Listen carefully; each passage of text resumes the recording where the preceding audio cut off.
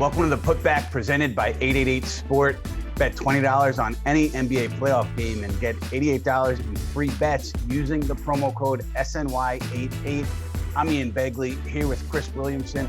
Chris, let's get started. Yeah, Ian, the Knicks magical season came to an end against the Hawks, losing in 5 games. And unlike Kristaps Porzingis, we are not going to skip our 2021 exit interview. So the first big question is, will this core stay intact?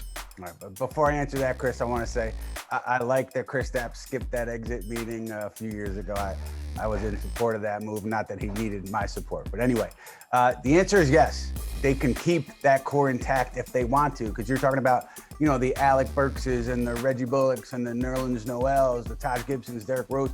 They can keep those players because they will have the cap space to do so. They could have, as much as $50 million, maybe over $50 million in space if they don't bring some of those free agents back. But if they want to, they can. And, I know that late in the regular season, there was at least, one decision maker, one prominent voice who thought that this is going so well that let's bring as many people as we can back because of how well we're playing. I don't know how the playoffs changed that view, and certainly, it wasn't everybody over there thinking the same thing. So it'll be interesting to see how they proceed, but they can, if they want to, bring everybody back. Who is most likely to re-sign on this Knicks squad? I would say Taj Gibson, and I say that because he's one of the two Tom Thibodeau guys, Taj and Derrick Rose, and I put him ahead of Derrick Rose only because the interesting thing to me here is if the Knicks pencil Derrick in as a backup behind their starting point guard, whoever that may be,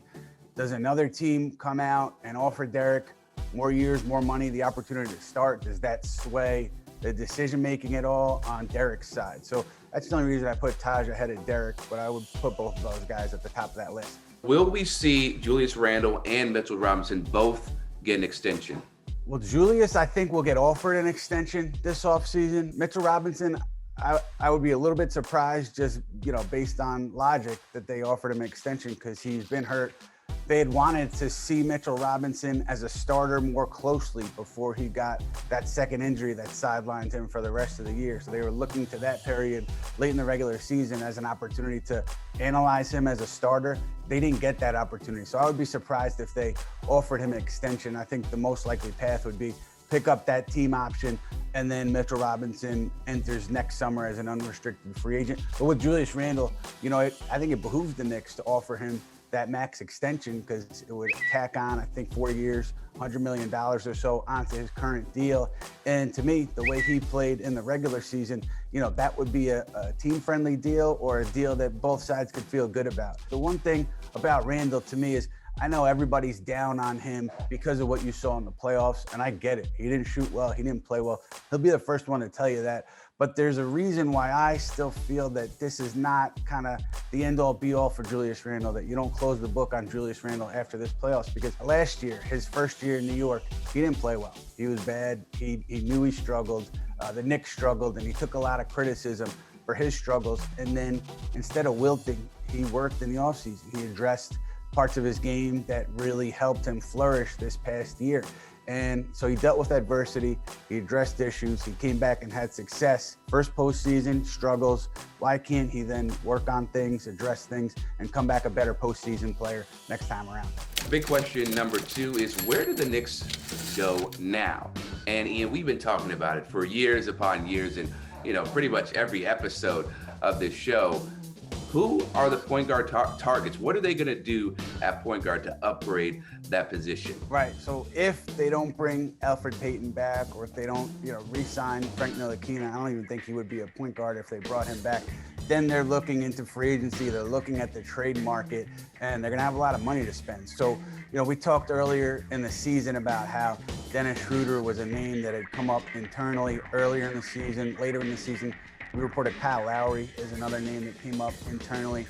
And it's interesting because, they could kind of go one of two ways. They could go with the point guard who's going to, dominate the ball or need the ball to be effective, like a Chris Paul type, or they could go with kind of a secondary guard, like a ball handler type that's not going to need the ball a ton, but can knock down shots. And that's why Kendrick Nunn is among the players that the Knicks had considered as they were going into this offseason as a potential option because, he's seen as a guy who can knock down shots from the perimeter. His three-point percentage has increased over the course of his career, and he's not going to need the ball a ton to be effective. So they could go, again, one of those two ways. Obviously, Mike Conley's going to be out there. I would assume that he re-signs in Utah. Chris Paul might be out there. Bleacher Report reported that Paul was going to decline his $40 million player option for next season, seeking a longer-term deal. I have to think that Phoenix would do everything it can to re-sign Chris Paul, given the impact that he's had on that team. But we also know that the Knicks last offseason, had seen Paul as a guy who could come in and help them, fast track that winning culture that they wanted to build. A lot of possibilities, Lonzo Ball as well. So if they decide to go big on point guard, they're going to have plenty of avenues to pursue that player. What type of star can elevate this team to that next level that they're trying to get to? Right. I don't think there's an easy answer via free agency. I mean, if Kawhi Leonard opts out, then obviously he's a guy that can get them to that next level. If he decided to leave the Clippers, but beyond that, you're not seeing too much that's realistic in this free agent class as far as a huge name that's going to really push you to the next level. Those players, I think, would be available via trade, or if they are available via trade, that's how you would get them. And again, the Knicks have the assets to be in those conversations. If a star is disgruntled, like a Lillard in Portland, and wants out, the Knicks, teams are going to pick up the phone if the Knicks are calling because of the assets they have. But as far as free agency, I don't see a realistic play that gets the Knicks to that next level. Peace, 1212, check it out. It's SKYZOO, Skyzoo, live off the borough. Tapping in, representing for the Knicks, always the blue and orange. You know how we doing it one time. Right here on the Putback with my man Ian Begley and the whole crew. Ian, man, I got to ask you and the homies in the team. Tibbs won Coach of the Year. Beautiful season, Cinderella season. Didn't end the way we wanted it to, but we got where we didn't think we would be. Do you think certain players impressed Tibbs? And if so, who might they be? I got some people who I think might have been, obviously Julius Randle, I think RJ Barrett, Emmanuel Quickly, we know rookies don't really get that much burn right away. And Tibbs was able to let Quick get a bunch of burn. But who do you guys think may have been the types that impressed Tibbs the most in this Coach of the Year run? Let me know something. Peace and love. Sky, thanks for being a part of the show. I really appreciate you doing this. Before I get to my answer, Skyzoo's new album, All the Brilliant Things, is out June 11th in stores and online, so go get that if you can. And Sky, I agree with every name you said. I think Julius Randle, RJ Barrett, Emmanuel Quickly, definitely on Thibodeau's list. Other names, I think Nerlens Noel, he had good things to say about Noel throughout the course of the season. Same thing with Mitchell Robinson, particularly before Robinson got hurt.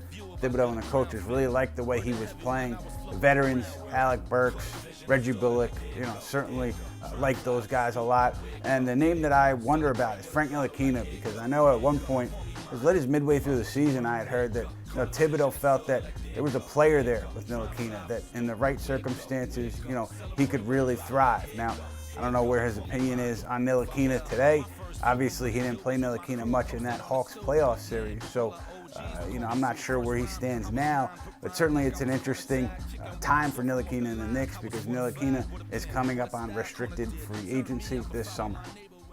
And to wrap things up with big question number 3, Ian, what was the moment that you knew this team was different? Second half of the year, coming into that, we all talked about how tough their schedule was. They had dropped a few games. I think it was 4 and 5, something like that. And then they reeled off 2 in a row, 3 in a row, 4 in a row. They got all the way to 9 in a row. And early on in that winning streak, I thought, okay, this is different. This is a different Knicks team because so many Knicks teams of the past faced adversity, struggled with it, and then things kind of fell apart. That was not the case with this group this year. They faced plenty of adversity, many losing streaks, losing Mitchell Robinson for much of the season, and they powered through. So that was the point for me where I thought, all right, this is legit. And Chris, I have one for you. You watched this whole year. What was your favorite moment of this Knicks season? I think for me, it was when Reggie Bullock and Julius Randle were being asked questions about their team, and they mentioned, how they were Big 15. We got a Big 5. We got a Big 15. Big 15. So we're not really concerned about their Big 3.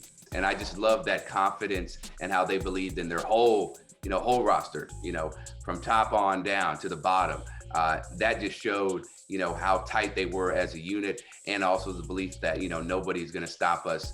We have all the guys that can compete. And you saw every single press conference for the Knicks that they offer. Pre-game, post-game, off day practice availability, the whole 9 yards. Were there any memorable quotes, maybe one in particular, that really stood out to you? Yeah, one was Tom Thibodeau, the first time he said, well, and you're right. I'm not happy unless I'm miserable. I'm only happy when I'm miserable. It was such an organic moment, and it was something that I think a lot of New Yorkers could probably relate to. It was just good timing, and it really spoke to Tibbs, the man, and the coach, and how he approaches his job. Favorite player to watch? I think it was Emmanuel Quickly, just because we didn't know what to expect, and we certainly didn't expect what he brought early in the season, throughout the season, and the way he's played, I think, kind of changes the way the Knicks look at his position over the next few years, and he really changes that offense too. I think he just spaces the floor in a way that few other players on the roster can. And so it was fun to watch him.